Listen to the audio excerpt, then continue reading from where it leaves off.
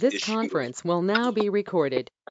um, for several years. Like when we have a known hotspot where we have celebratory gunfire, we've actually gone out on after weekends or holiday weekends or whatever it is, knock on people's doors, say, hey, we know it's coming from here. You know, it's against the law. Please don't do it.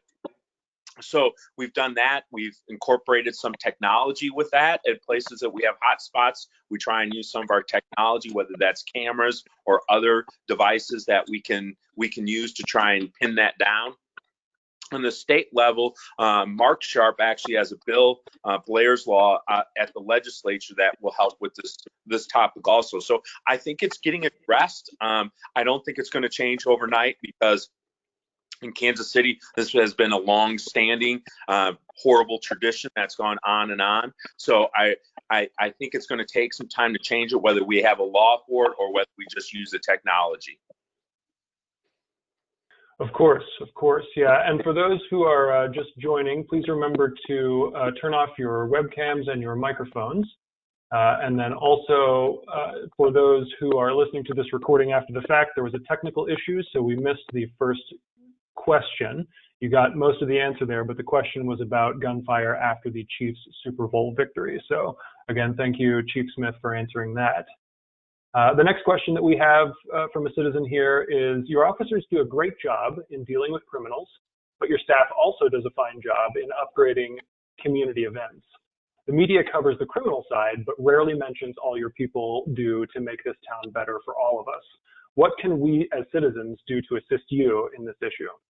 Yes, thank you. That's a great thing. And thank you for the compliment. You know, I think we do work very hard on the criminal element, but I think people are surprised sometimes about how much community involvement this police department has. I was telling an elected official at one time, I think we have the best network in this city about reaching out to neighborhoods and neighborhood leaders and neighbors across the city with our CIOs and our email chains and our ability to connect from one end of the city to the other.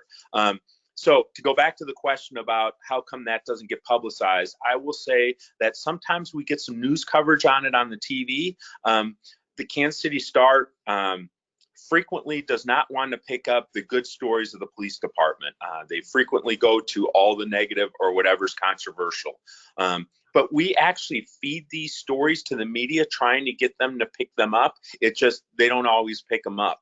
And so that's why we try and get people to go to our webpage, because we also put our own news stories on our webpage, and that helps. What can people do to help with that? I think to pass that word. I very much like the repost or the retweets from our department, or hey, go to their website and see this. That's very helpful, so people can make up their own determination, their own mind after they read the news for themselves. Wonderful, thank you. The next two questions are about gang activity in the city. First question, Chief, do you see any evidence that there is gang-like activity involved with the uptick in auto theft and porch pirate activity throughout the city, especially what we hear about in the Northland? And then there's a note that it does seem to have slowed down in the self-isolation period for the pandemic. Yeah, well, all our property crimes like burglaries and those things, we've seen a dip in that. We've seen a little spike in our commercial or non-residential things, but our residential crimes seem to be dropping because there is more people home. So I will give you that. Gang activity associated with stolen autos or breaking into cars, I tell you what we usually have is, I don't know if you'd call it a gang. Sometimes we have a group of, like, let's say meth users, right? They're drug addicts who are looking for quick cash, easy targets where they can pawn something or sell it and make money to fuel their drug habits. I wouldn't really call it a gang, so to speak, as a traditional gang. Can these people sometimes have violence or carry guns? Absolutely. But they're looking for a crime of opportunity to get money so they can turn around and get some sort of narcotics right away. That's what I would say is more prevalent than like gang activity of just looking for stolen cars. Wonderful, thank you. We are getting a few questions in here, so I'm hopeful that we'll be able to get to them. A reminder to attendees, if you do have questions, the chat is open and available to you, and just post those there and we'll get to them at the end here. So second question, is there a task force at the KCPD dedicated to gang-like activity, searching out ringleaders, hangouts, and working to shut them down? And then sort of a separate question, are gangs involved in all the shootings in the Midtown area? Not all the shootings. I would never say that. Do we have group-related offenses in Kansas City? Of course we do. We like to call them groups here, not gangs, because they're loosely affiliated and people move from group to group. Do we know that? But to answer the question before, do we have a specific unit? Yes, we have a violent offender squad that kind of coordinates, but every officer should be involved in doing some sort of violence prevention. And when they come across that information, it may get funneled to a central location. But all of us are working on those problems, especially if it generates violence like shootings or assaults or gang activity that hurts the neighborhood. We're all involved in that. Good, thank you, thank you. So moving away from violent crime, we have another question here. Please tell us about what the city and KCPD can do or is already doing about the debris left behind from the panhandling in our city. Are Kansas City's homeless populations being ticketed or talked with to see if they're cleaning up the areas they use for panhandling? And has the city offered any resources or support to homeless citizens to empower them to minimize litter? This is great. I too get frustrated by the amount of trash at corners. I think last year, when I was chief, I said, hey, I really think we should curb this activity with the begging. It's not safe. It's not safe for the cars. It's not safe for the people doing it on the side of entrance ramps and freeways and things where people are traveling quite fast to come down. We tried to pass an ordinance. We had 77 people go to city council and all testify in favor. One person brought up something else and really didn't testify against it, but yet the city council didn't take action. So I think we should keep moving towards that end eventually. So when we see people, it's very hard to get a littering charge because the homeless people have a right to have belongings, the court have ruled. And so if they sit right there, it's not littering until they get up and move. And so we'd have to be there at that exact time that they get up and leave and have no intention of coming back. So to handle that in a criminal mode is difficult, to say the least. I think there is some coordination with the city to pick up some of that trash at certain times, especially when people call and complain. Then I think it gets addressed more frequently. But I just think the whole premise of all of this needs to shift. We need to get away from this this behavior of the panhandling at the corners. Certainly, certainly. That sounds good. So there are a few questions here from listeners who are in the call right now. The first one is about fireworks. The statement is the last 4th of July was terrible. The neighbors were unintentionally, or this citizen's neighbors unintentionally started their house on fire. And so I think maybe just generally, what is the KCPD approach to fireworks on the 4th of July? And what do you expect this year? Yeah, I don't know what to expect this year, because this year seems to be a little different than all the years in the 32 years I've been here, just because of the dynamics of the situations that we're going through right now, much like this town hall. But I would expect 4th of July to be normal. I mean, everyone should realize there's more fireworks and more people lighting off fireworks than there are police officers in the city that can deal with it. It's illegal. If we get called someplace, we try and address it to the best of our ability. Most of that time, our officers tell people, hey, take your fireworks and go someplace else. Every once in a while, we charge them, and somewhat frequently we seize the fireworks and we put them in barrels at the station so they can be destroyed. So there's all those options there. But of course, as you know, on 4th of July night, I'm sure everyone knows, there's hundreds and hundreds of calls of fireworks, and there's no way we could even respond to all of them at one time. Certainly. Yeah, that makes sense. That makes good sense. Another question from an attendee here. What type of example will the KCMO staff, such as police and fire, set for social distancing and masks or face coverings? Well, we're encouraging our people to do good social distancing, and we do the same to our citizens. We are not enforcing any of that by charging anybody or that kind of situation. We think this is an education campaign. We should encourage people to do the right things. And I know people want to focus maybe on sometimes the people who don't do the right things, but I would say the majority of Kansas City residents all want the same thing, and they want to flatten the curve or stop the spread. And people are, in my opinion, being pretty responsible about it so far. If drawn to our attention and we think it's bad enough to affect public safety, then we'll get engaged. But other than that, it's an educational campaign, and we're asking people to do the right things for the benefit of everyone else. Certainly, and that's actually a nice lead into the last question that we've collected so far. So what would you like to say to citizens about policing in a time of COVID-19? Most citizens want to follow guidelines and laws to the best of their ability, but of course, this is an emerging situation, so information changes regularly. Does the KCPD recommend any particular resources like the 211 website, local community interaction officers, things like that, for citizens to take advantage of during this time?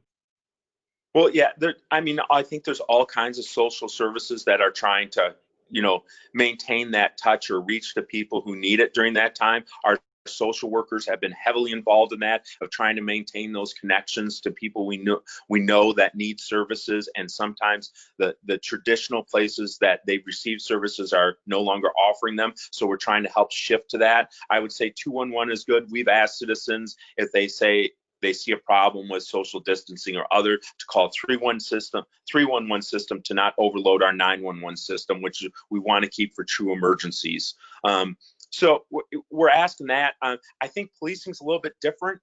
As we tell all our cops out here, we want you to weigh the risk versus reward about the enforcement we're engaging with. I think there's a lot of attention in the news media about the speeding cars. I was just out coming back around noon, and there must have been a car doing 100 miles an hour, and we've seen a lot of that, and our traffic guys are consistently reporting cars going very fast. Well, we need to get engaged because that affects everyone's public safety, right? Everyone on the road, or heaven forbid there's someone on foot on the road or any of that. So we need to get engaged when it's a public safety matter. Have we scaled back some of what we would normally be doing if there wasn't a virus situation in Kansas City? Yes, we have. We try and scale that so it's appropriate for the time and the response, and we might scale, up or down depending on what the orders are from the mayor or the governor. Good, thank you. I know we're all interested in staying safe and healthy right now, so it's good to know that the Kansas City Police are good allies in that endeavor. So there's a question here that just came in from a listener about city jail. The listener asks if there's any update on the city jail, what kind of political process is in place to have a jail in the future, and what can citizens do to advocate for Kansas City jail? Well, thank you. That's a good question. And I know Councilwoman Heather Hall is on and has been an absolute great ally in addressing this topic. I don't see the topic going very far in the city right now. They seem to be taking a wait and see approach about what happens with Jackson County and if they can tie in with that. But moving forward with what we have right now, I don't see much changing as it is, which is right now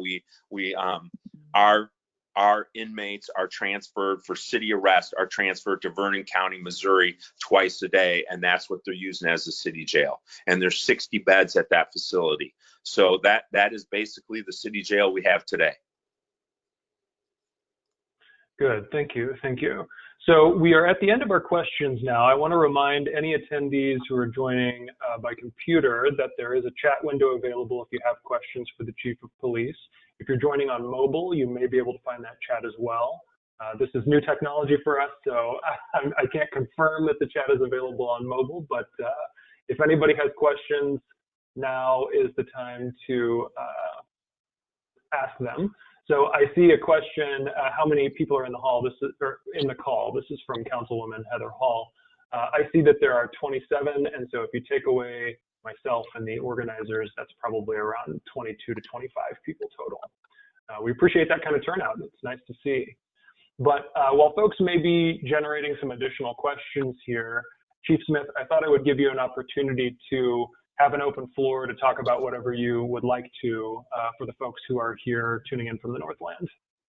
Well, and I appreciate this forum. It is so strange. Like I said, Eli, in my 32 years of policing, I didn't think that, we spent 32 years building relationships, being out in the community, being at neighborhood events, and you cut that out almost, cold turkey. We're not involved in anything. Stay home. Don't get engaged. It feels like half the police department has been cut off from the daily activities we do all the time, and it's been a challenge, just like having this, using new technology, trying to stay connected to people. But I really appreciate the effort, because in my mind, this is what our police department's always been about. It's always been about relationships. It's always been about working with the neighborhoods. It's always been about building that community trust, and we're all in this together. So I really thank and welcome the opportunity to participate in this.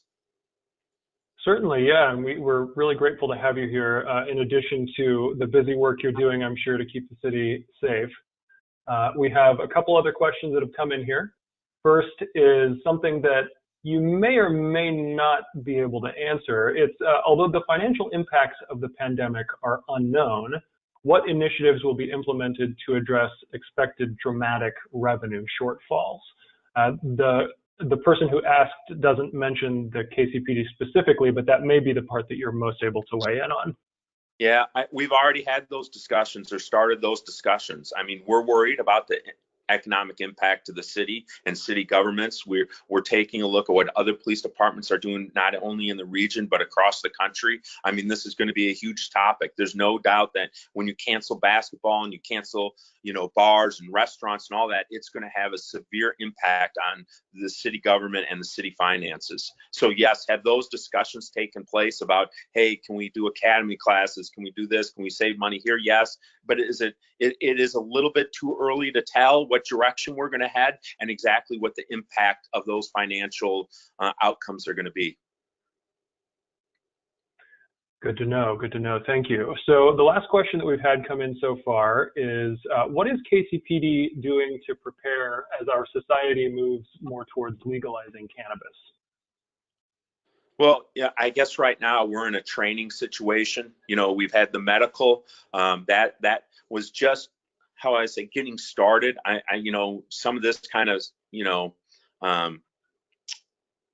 this virus situation has kind of put the brakes on some things there, I think, because of shops being open, not being open. But I think we were just kind of getting into this. We've done a bunch of training with our officers about legal and what the rules are and how distributor works and that kind of thing. So we're working on it. I would just say I'd wait to see how that evolves. I think the state will mandate how that looks and what that looks like when we get there, if we get there. So I think it's too early to tell. I would say that we try and maintain the training based on the law as it is today, and that's what we focus on. Makes sense. Thank you very much. We've had one more question come in. Have you seen a turn in violent crimes and homicides during this time? And if so, what plans do you have to prevent the rise of crime after the pandemic is over? This is what we're seriously concerned about this one. So I would say we're about even, maybe a little bit increase in homicides since the stay-at-home order went in effect. What we're worried about is we have not been, the other systems of the criminal justice system have not been as active, right? The police are always there. We're always answering 911 calls, but like revoking someone for probation or parole, or the courts taking new cases, or new people entering the county. So far, we've had really good luck with violent offenders, getting them processed, but some of our other people have not been processed and literally been let go at the door. Hey, we're not going to take these people. So there is concern in the department. Hey, when this all is done and summer's heating up, where are we going to be and what's going to happen with the criminal element in the city? I don't think there's any magic answer that we say, hey, if we just did this, that would all stop. I think what we're going to try and do is apply our resources well, look at those numbers and where it's coming, and try and make sure our police department's doing everything we can to make that trend of crime head in a either flat or down trajectory. But I got to tell you, we are worried about it. Sure. So a follow-up question that I have, just sort of for my own curiosity, I guess if the homicide rate is similar or even a little higher during this time, is it the case that it's more domestic crime, or is it still happening out in the streets? We've seen both. We've seen some domestic, and we've seen other homicides too. So there's not, like I say, it doesn't really one answer fits all. It's a wide variety of what's happening. Same with our non-fatal shootings. Before the stay-at-home order, our non-fatal shootings for a week in Kansas City, we had 6. We have had as high as 18 non-fatal shootings a week while the stay-at-home order was in effect. So you can see how well, part of that is, I don't know if people feel like the police aren't out there because everyone's staying home. I don't know what the causation is that, but boy, you can sure see the increase that occurred. Certainly, yeah. I know, again, we all appreciate the police doing what they can to try and curb that in this time. So a couple more questions have come in, and I think at this point, by the time we get to the end of those, we'll probably be pretty close to the end of the town hall. So if anybody has any last minute questions, it's now or never. So the first question here, what are the police department's goals or future plans for addressing cyber crimes? So we have a cyber crimes. We're involved with the task force, obviously with our federal partners. We work with them all the time, and most of the cyber crimes are handled at the federal level. That's usually a FBI bailiwick there, but we do have people assigned that help investigate those crimes. Obviously, we're going to see more of this, but because of where they originate and what happens and the resources needed to track that down, that has to be at the federal level. It would be very, very expensive for us to have our own unit, and then quickly it would go outside the jurisdiction of Kansas City, and there's not much we could do about it anyway. So that really pertains to our federal partners. Understood. Thank you. So final question, I think, is Chief Smith, the last time you addressed an NNI committee, you talked about the issues the department faced in hiring new officers. Has that situation improved? We've had a new testing company come in. We are trying to shorten the amount of time from when we get someone interested in the police department to the time we can get them in the academy. What we're trying to do is bring that time down so that they don't go find another job somewhere else. When I started, that time gap was about 6 months. Now we're down to 2 months. We're trying to get it shorter than that. But there's background investigations, there's medical, there's polygraph, there's a lot of things that have to happen in that amount of time to get someone in. So we were doing really well, and then this hit, and of course, all of those efforts to recruit are really in limbo right now. We don't know how it's going to work after this, and what efforts we can make when it's done. How, can we get a group of 200 people in the same room to take a test anymore? Those days may be done for a while. I don't know. We'll have to see how things unfold. But obviously, this added layer of challenge with the virus is going to make a difference in recruiting people. It's absolutely going to make a difference. Certainly, yeah. And it's good to know that you folks have already done a lot to trim down that process, given all the steps involved. Yes. So I think, oh, go ahead. I just want to say it's very important once we capture someone's interest that we hold it. That tends to get us people into the academy. If we lose their interest during the process, that's where we fall short. Makes sense. Makes sense. Well, I think we have one last opportunity here for you to say any final words. We don't have any other questions in at this point, so I'll give you the floor one more time. Well, thanks. I wish we could be at Northland Neighborhoods. It's funny how our little gatherings you really miss. I mean, you had no appreciation, right, for just walking into a room and being able to see people face to face and have a meeting and have questions and share a Coke or a cookie afterwards. It really is a new day and age to have to do all this. So I appreciate the efforts from Northland Neighborhood to put this together and give me an opportunity to address people's questions. I think it's helpful. I hope it's helpful to all of you. Certainly, yes. Well, thanks for everyone for tuning in, and thanks, of course, to Chief of Police Rick Smith for joining us today for this town hall. We have recorded this town hall. We are working on a way to get it out in a shareable format. So when that happens, we'll be sure to be in touch with the police department about that. In the meantime, everyone stay safe out there. Once again, this town hall was put on by Northland Neighborhoods Incorporated. We're here to serve all communities in the Northland. So thank you very much for everyone attending. And Chief Smith, I hope you have a wonderful afternoon. You too. Enjoy the weekend. Yep. Take care.